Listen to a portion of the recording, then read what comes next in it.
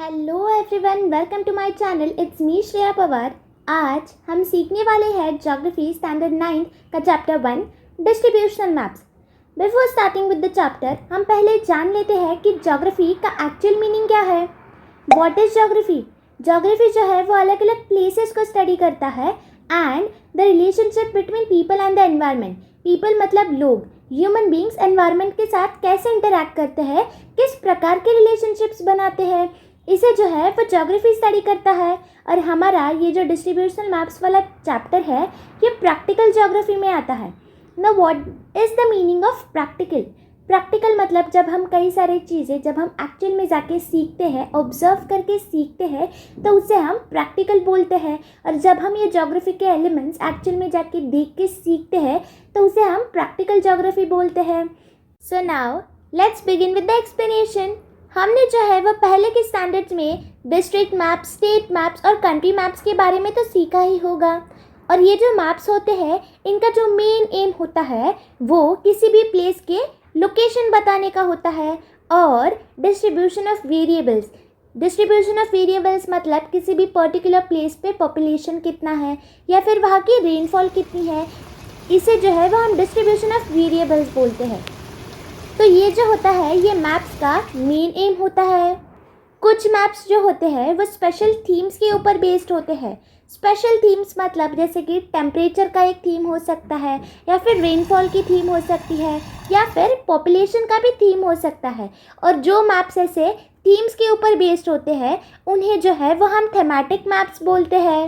और इस चैप्टर में जो है वो हम मेनली 3 मेथड्स के बारे में सीखने वाले हैं, जैसे कि डॉट मेथड, कोरोप्लेथ मेथड और आइसोप्लेथ मेथड। और ये सारे जो मेथड्स हैं ये डिस्ट्रीब्यूशनल मैप्स के अंडर आते हैं। So now let's study each method in detail.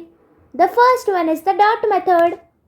Dot method, अभी इसके नाम से ही आपको पता चला होगा कि इस मेथड में जो है वह हम मेनली किसका यूज़ करने वाले हैं। यस, ये जो मैप्स हम बनाते हैं ये हम डॉट्स की मदद से बनाते हैं।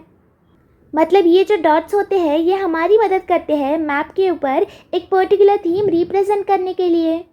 और ये जो डॉट मेथड है ये हम स्टेट मैप्स के ऊपर बना सकते हैं, डिस्ट्रिक्ट मैप्स या फिर कंट्री मैप्स के ऊपर बना सकते हैं।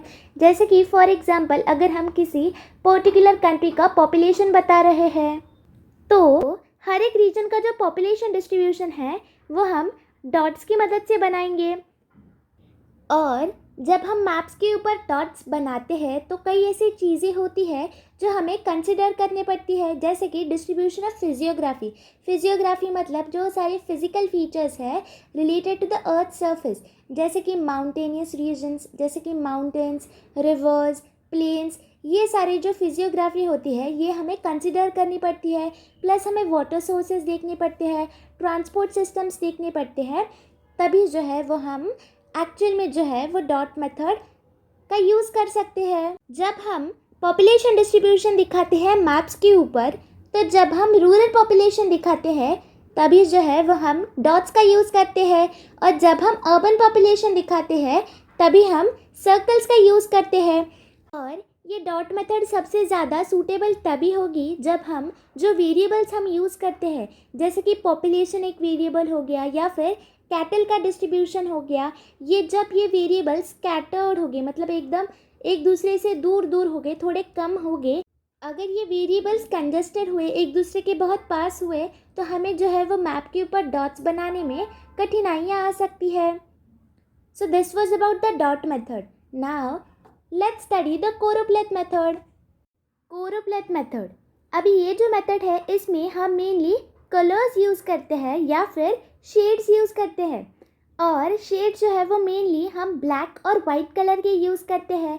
जैसे कि फॉर एग्जांपल अगर हम किसी भी पर्टिकुलर रीजन का या फिर कंट्री का अगर पॉपुलेशन मेजर कर रहे हैं तो हम ऐसा चेक्स बनाएंगे जिधर बहुत ज़्यादा पॉपुलेशन होगा और ये जो चेक्स होंगे वो डार्क होंगे, और जिधर थोड़ा कम पॉपुलेशन होगा उधर जो है वो हम लाइट मतलब थोड़े दूर दूर जो है वो ऐसे चेक्स बनाएंगे। मतलब ये जो चेक्स होते हैं ये ब्लैक और वाइट पैटर्न के होते हैं। और इस मेथड में जो हम डेटा गैदर करते हैं वो हम मेजरमेंट या फिर सर्वेस के बेसिस पे गैदर करते हैं। जैसे कि पॉपुलेशन का सर्वे हुआ या फिर किसी भी रीजन के रेनफॉल का सर्वे हुआ, इसके बेसिस पे जो है वो हम कोरोप्लेथ मेथड का डेटा कलेक्ट करते हैं। So this was about the choropleth method, जिसमें हम मेनली शेड्स या फिर कलर्स का यूज़ करते हैं। The next one is the isopleth method. We will be learning about the isopleth method and the remaining part of the chapter in our next video. I hope that you have liked this video. Don't forget to subscribe, like and share my video.